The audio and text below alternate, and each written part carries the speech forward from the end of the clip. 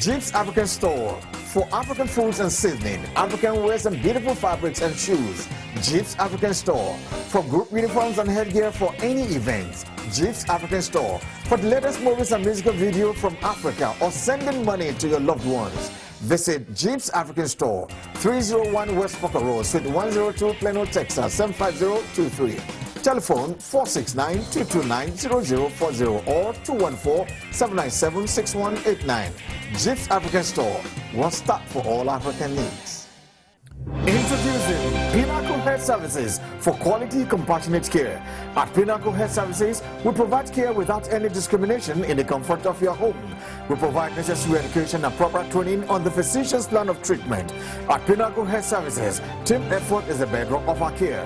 With experienced medical personnel, Pinnacle Health Services provides home care that is second to none. Pinnacle Health Services, 9535 Forest Lane, Suite 105, Dallas, Texas, 75243. Telephone 214-340-4000. Pinnacle Health Services, the best above the rest.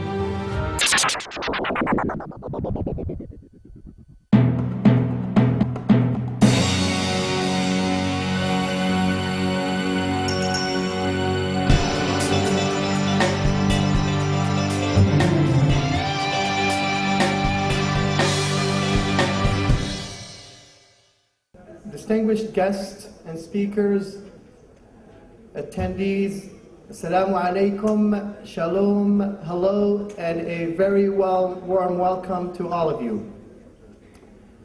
Now, the reason why we've decided to have this panel in the first place, religion has often been pegged as the all too convenient suspect for violent conflict and destruction.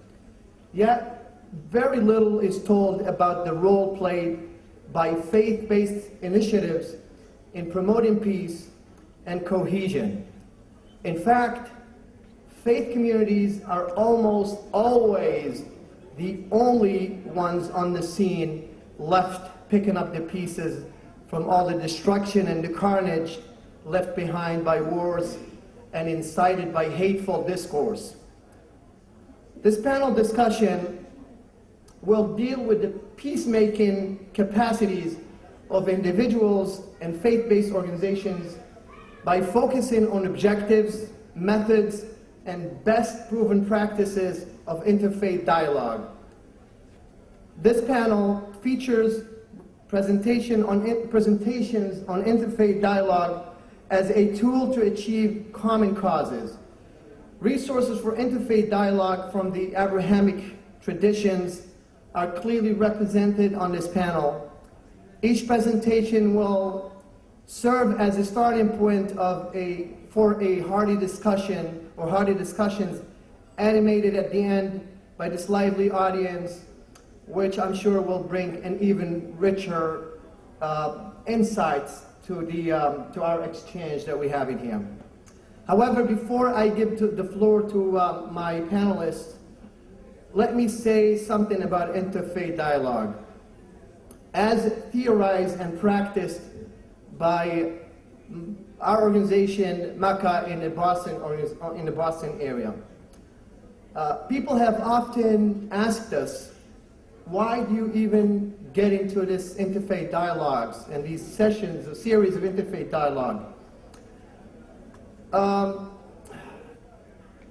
Really, people just wanted to know what the overarching goal of these dialogues. Sometimes, and purposely to sort of dodge this, question that is philosophically loaded. We simply say that to answer the question that we are simply trying to keep up with a deeply entrenched Moroccan tradition.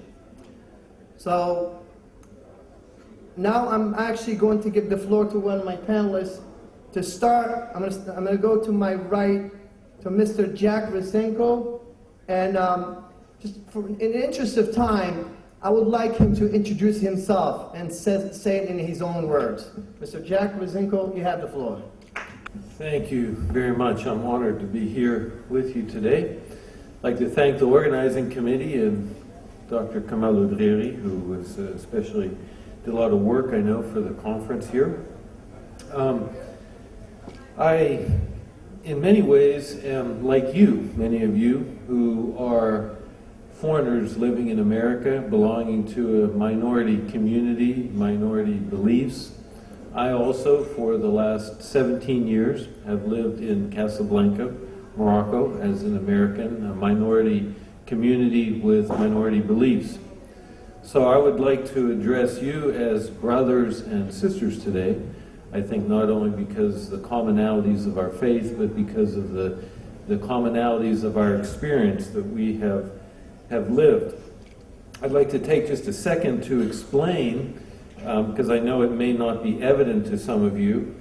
In Morocco, there are 5 Christian churches that are officially recognized by the government: the Catholic, the Greek and Russian Orthodox, the Reformed Protestant, and the Anglican Church.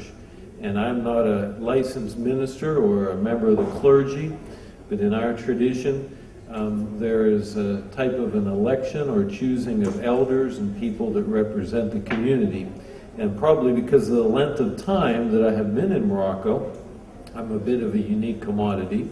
And so at different times I have represented the Christian community in Morocco. The Anglican Church was first recognized through a treaty between the Sultan and Queen Victoria in 1859. So it's a long-standing tradition, as Mohammed just said, that there have been people of different faiths living in Morocco for many